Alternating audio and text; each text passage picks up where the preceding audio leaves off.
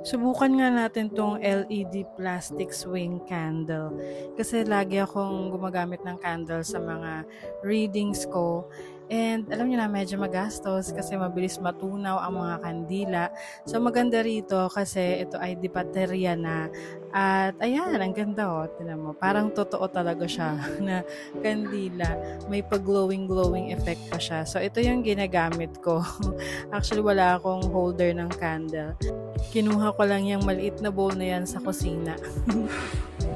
Test natin kung gaano siya kaliwanag with lampshade, without lampshade, at naka-off lahat ng ilaw. Ayan, ang cozy niya, diba? At ito pa, ang purpose niya talaga is para sa aking mga tarot readings. Ayan, mag-draw tayo ng card. Anong energy ito? Let's see. Wow! Ace of Wands, which is fire element. Talagang in alignment ang energy.